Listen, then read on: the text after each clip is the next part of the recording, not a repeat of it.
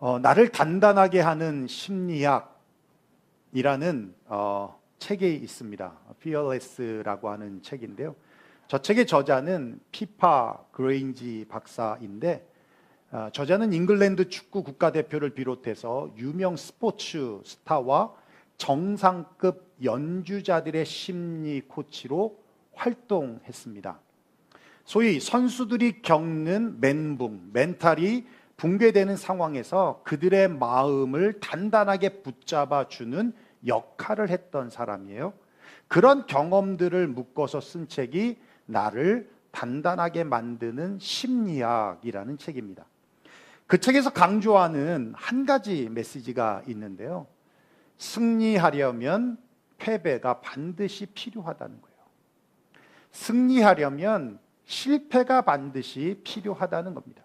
왜냐하면 패배나 실패를 경험한 사람만이 자신의 한계를 알 수 있다는 거예요. 그래서 그 한계를 극복하려고 한다는 겁니다. 그리고 패배와 실패의 고통을 겪어본 사람만이 승리의 자리를 끝까지 지킬 수 있기 때문이라는 거예요.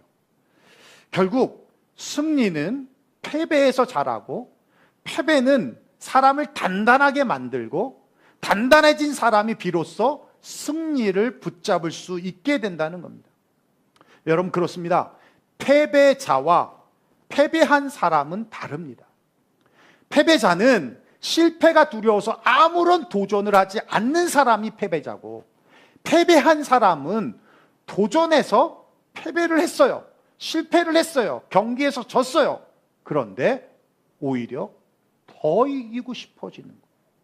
더 성공하고 싶고 더 승리하고 싶어지는 거예요. 그래서 다음에는 꼭 이기겠다라고 다짐하게 되는 거예요. 그래서 패배한 경험을 곱씹고 곱씹어서 그걸 극복하여 노력하는 사람, 이런 사람들이 패배한 사람이라는 겁니다. 그래서 패배자에게는 아무런 일이 일어나지 않지만 패배한 사람에게는 승리의 씨앗이 심겨지고 언젠간 맺혀질 그 승리의 열매들에 대한 기대감을 가지고 열심히 준비하게 된다라는 겁니다.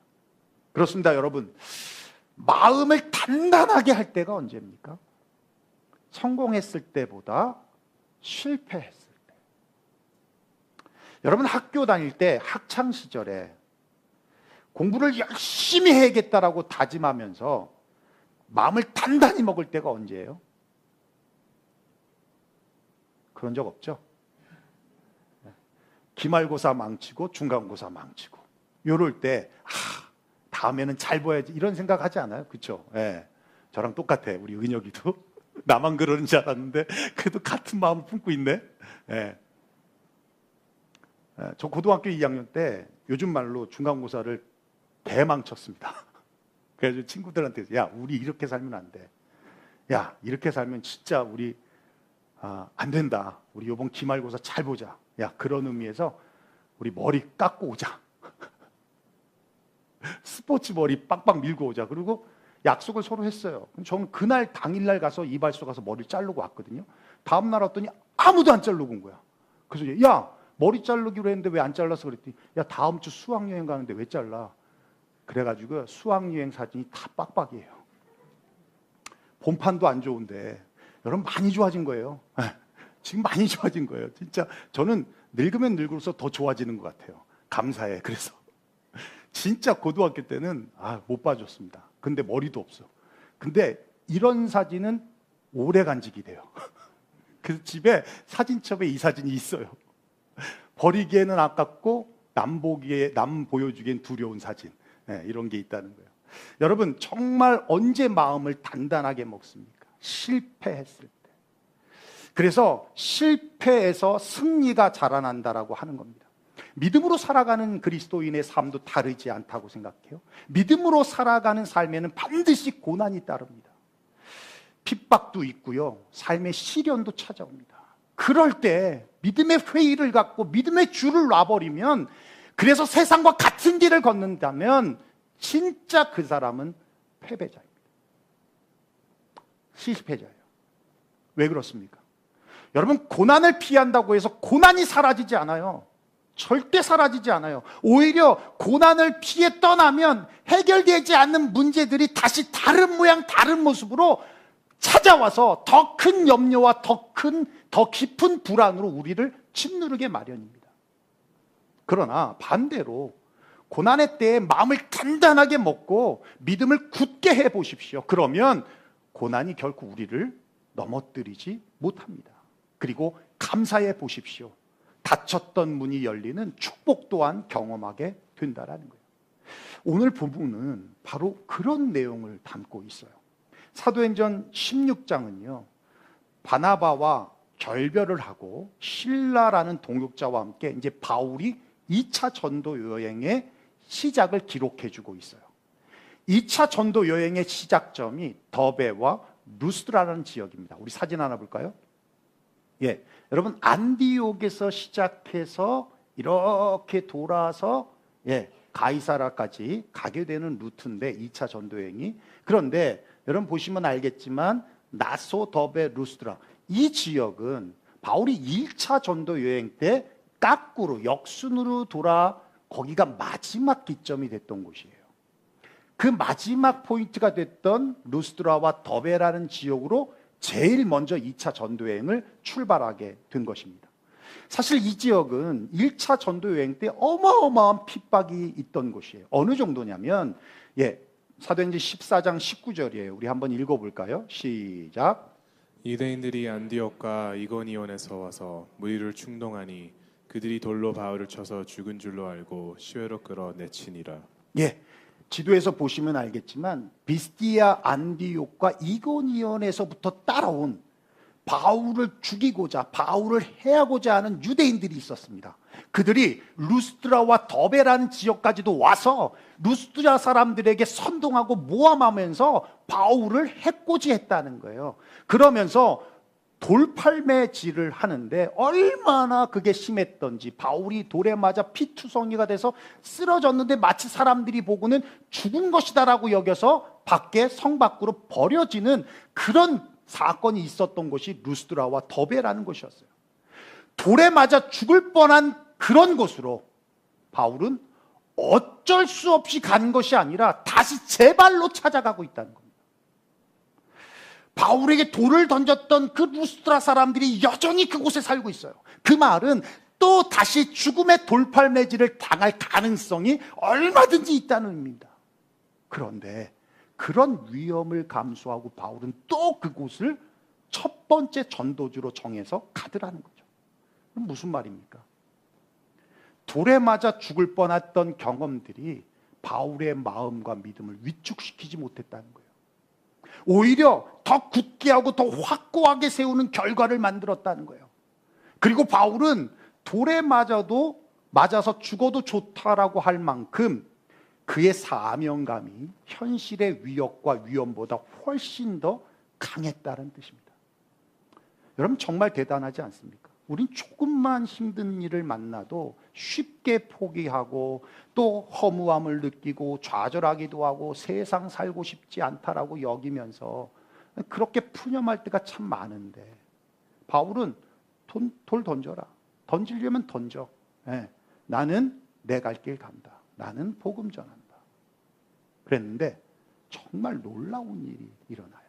그곳에서 누구를 만나냐면 믿음의 아들인 디모데를 만납니다. 역설적으로 만약 가지 않았다면, 피했다면 만나지 못했을 거라는 거예요. 그 고난을 뚫고 다시 들어갔더니 딱 디모데가 준비되어 있더라는 거예요. 여러분 그렇습니다. 고난 중에도 우리가 감사해야 될 이유가 있다면 바로 하나님의 예비하심을 만나기 때문이라는 거예요. 여러분 디모데가 누구입니까? 1절 우리 한번 다시 볼까요? 함께 보겠습니다. 시작. 바울이 더베와 루스드라에게도 이르매 거기 디모데라는 제자가 있으니 그 어머니는 믿는 유대 여자요 아버지는 헬라인이라. 디모데는 제자라고 표현해 주고 있어요. 어떻게 제자가 됐는지를 봤더니 그의 어머니는 믿는 유대 여자라고 말씀하고 있어요. 다시 말하면 어머니의 영향을 많이 받았다는 것을 알 수 있습니다. 그리고 2절 한번 볼까요? 시작. 디모데는 루스드라와 이고니온에 있는 형제들에게 칭찬받는 자니 예, 제자로서 하나님과의 관계뿐만 아니라 수평적인 사람과의 관계에서도 칭찬 듣는 사람이라는 겁니다. 루스드라와 이고니온까지는 약 30마일 정도 떨어진 곳인데 그곳에서도 사람들로부터 칭찬을 받았다, 좋은 평판을 가지고 있던 사람이라는 거예요. 이런 것들을 종합해 보면 디모데는 나이가 어렸음에도 불구하고 사도 바울과 함께 복음을 전파하는 동역자가 되기에는 아주 훌륭한 조건들을 갖추고 있었다라는 거예요. 그리고 바울에게 많은 동역자들이 있었지만 바울이 아들이라고 부른 사람은 딱 두 사람 있거든요. 디모데와 디도입니다. 그 중에 디모데는 모든 바울 서신에 기록될 만큼 굉장히 아끼고 사랑하는 동역자였다는 것을 알 수 있어요. 여러분, 이 정도면 소름 돋는 운명적 만남 아닙니까? 평생을 같이 동역자로 만난다는 건 정말 큰 축복 중에 축복이라는 거예요. 이런 운명적 만남이 그냥 이루어졌습니까? 아니요. 고난에 굴하지 않는 믿음에서 나왔다는 거예요. 어찌 보면 사탄은 이 운명적 만남을 방해하려고 사람들을 선동해서 바울에게 돌팔매질을 했을지도 모릅니다. 그런데 바울은 사탄의 계략에 넘어가지 않았어요. 돌에 맞으면 맞을수록 믿음이 더욱 견고해졌습니다. 사명감은 더욱 충만해졌습니다. 그래서 하나님의 도우셨을 뿐만 아니라 디모데와 같이 완벽한 그 무엇인가를 예비해 놓으신 줄로 믿습니다. 둘째로, 고난 중에도 감사해야 될 이유는 고난을 통해 닫힌 문이 열리기 때문이라는 거예요. 우리 5절 한번 볼까요? 함께 읽겠습니다. 시작. 이에 여러 교회가 믿음이 더 굳건해지고 수가 날마다 늘어가니라. 예, 여러분, 거센 핍박이 있던 지역입니다. 그러면 당연히 무슨 생각을 해요? 아, 핍박이 있겠구나. 고난이 더 심하겠구나. 이건 당연한 거죠. 그런데 예상과 다르게 전도의 문이 활짝 열렸다는 거예요. 복음의 문이 활짝 열렸다는 거예요. 하늘의 문이 활짝 열렸다는 거예요. 여러분, 그렇습니다. 승리는 실패를 먹고 자라나는 것처럼 복음은요, 고난을 먹고 자라나는 겁니다. 하나님의 축복은요, 희생이라는 피 흘림이 없고는 결코 찾아오지 않는다는 거예요. 여러분, 하늘이 열리는 순간이 있어요. 인간이 가장 절망의 순간으로 연약해져 있을 때 하늘이 열립니다. 야곱이 언제 열린 하늘을 보았습니까? 형 에서의 낯을 피하고 밧단 아람이라는 곳을 갈 때, 베델에서 돌베개를 베고 잠을 잘 때 꿈에 하나님이 나타나시죠. 그리고 내가 너와 함께 하겠다. 내가 너를 떠나지 아니하겠다. 내가 내게 허락한 것을 다 이루기까지 너와 항상 함께 하시겠다. 그 약속의 말씀을 그때 주시지 않습니까? 그때가 언제예요? 가장 힘들고 외롭고 지쳐 있을 때, 또 두려움 가운데 있을 때, 그때 하늘의 문이 열리더라는 거예요. 여러분, 에스겔이 언제 열린 하늘을 봤습니까? 나라가 망해서 다시는 회복될 수 없을 만큼 절망의 순간에 있을 때 하늘이 열리고 하나님의 임재를 경험하게 됩니다. 여러분, 스데반이 언제 열린 하늘을 보았습니까? 돌에 맞는 순교의 현장에서 하나님 보좌 우편에 계신 주님을 보게 됐습니다.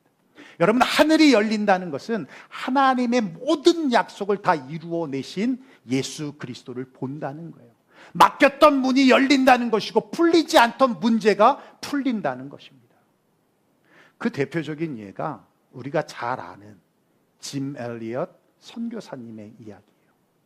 짐 엘리엇은요, 당시 명문대인 휘튼 칼리지를 졸업했습니다. 세상 사람들이 부러워할 모든 것을 가진 청년이었어요. 그런데 하나님의 부르심을 받습니다. 그리고 세상의 화려한 길이 아니라 극도로 폐쇄적이고 폭력적이며 호전적인 부족 중에 하나인 에콰도르의 아우카 부족에게 복음을 전하러 갑니다. 안타깝게도 도착한 지 5일 만에 짐 엘리엇 선교사와 4명의 선교사가 그곳에서 그들의 창에 찔려 죽습니다. 그래서 여러분, 창이라는, 스피어라는 영화가 있거든요. 되게 은혜로운 영화예요. 혹시 안 보셨던 분들은 한번 보십시오. 굉장히 은혜롭습니다. 짐 엘리엇에 대한 이야기가 거기에 실어져 있는데요. 당시 미국 대표 언론사였던 라이프 매거진은요, 이 사건을 대서특필하면서 한 단어로 표현했어요. 트래짓, 비극이라고 했습니다. 또 주변의 많은 불신자들은 짐과 4명의 선교사들을 향해서 이렇게 말했어요. 젊은 인생 허비했다. 아깝게 죽었다. 현실적이지 못한 광신도였다. 세상은 그것을 실패라고 말했고 미국 언론도 비극이라고 정의했지만, 사람들은 낭비된 인생이라고 평가했지만, 하나님은 그 피 흘림의 그 자리에서 닫힌 문을 여셨습니다. 짐 엘리엇의 아내인 엘리자베스 엘리엇은 남편을 죽인 바로 그 부족에게 미움과 복수를 품고 간 것이 아니라 사랑을 품고 딸과 함께 그곳에 갔습니다.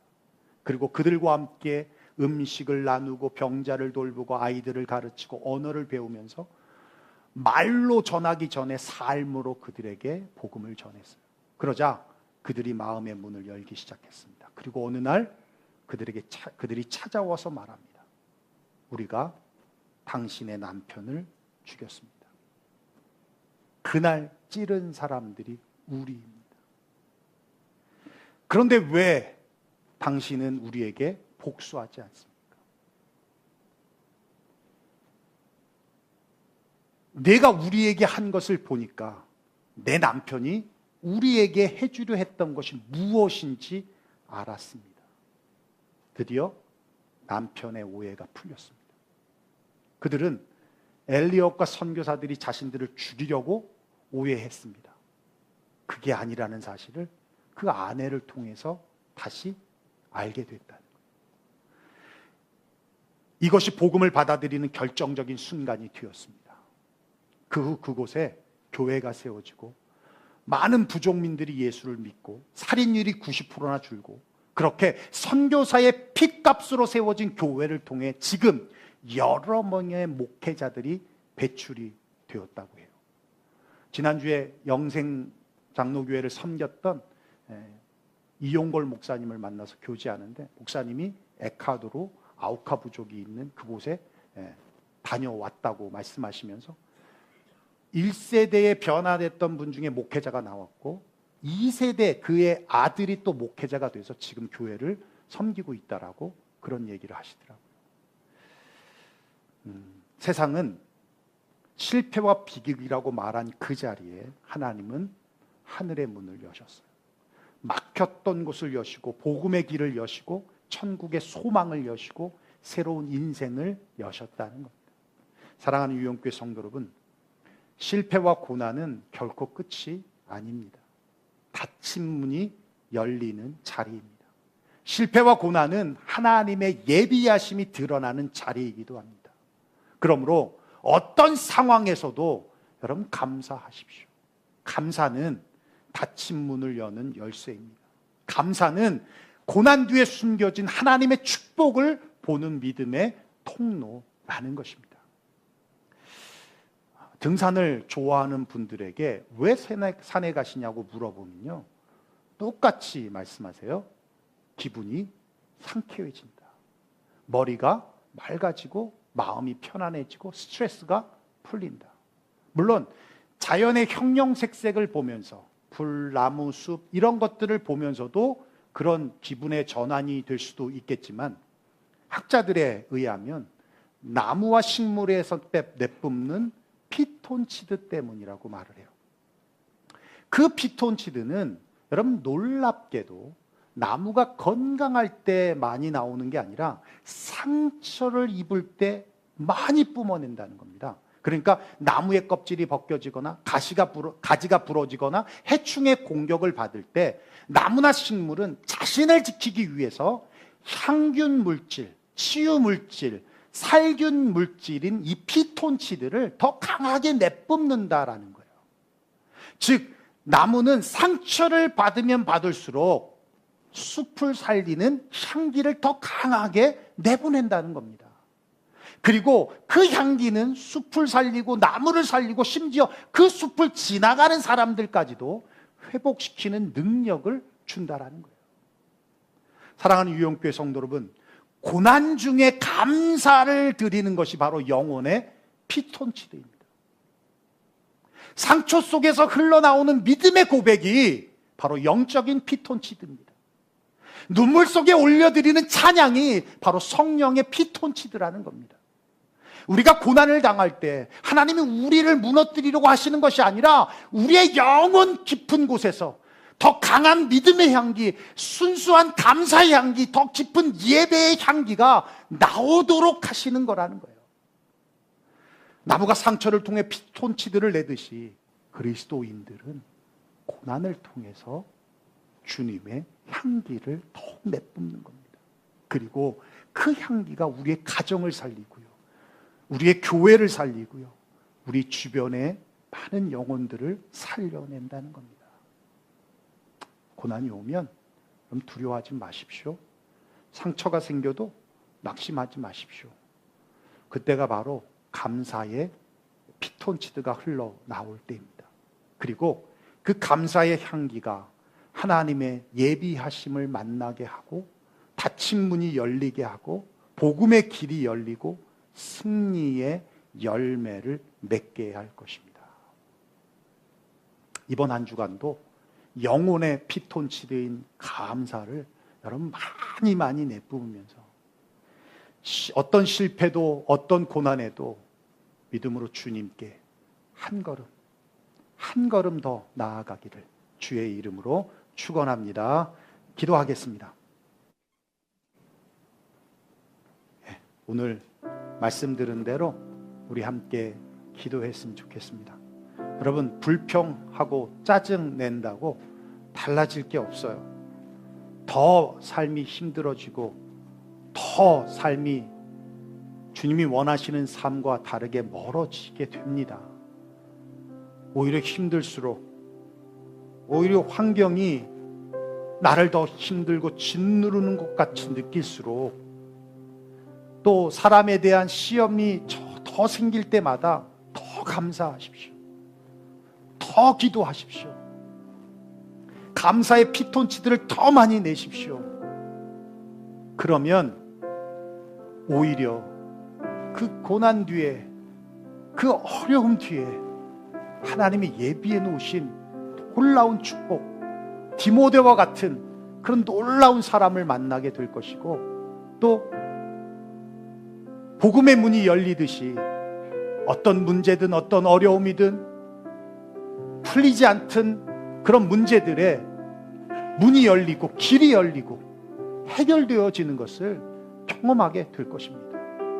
한 번만이라도 그 경험을 하신다면, 그러면 고난이 올 때 자동적으로 더 믿음으로 주님을 더 의지하면서 감사함으로 영혼의 피톤치드를 내뿜으면서 또 이기고 또 이기고 또 이기고, 그러면 실패의식이 아니라, 패배의식이 아니라 승리의식이 우리의 삶을 다시 지배하게 될 것입니다. 오늘 말씀 들은 대로 우리 함께 통성으로 기도하며 나아가도록 하겠습니다. 함께 기도하며 나아갑니다. 고마우신 우리 아버지 하나님, 감사와 영광을 주님 앞에 올려드립니다.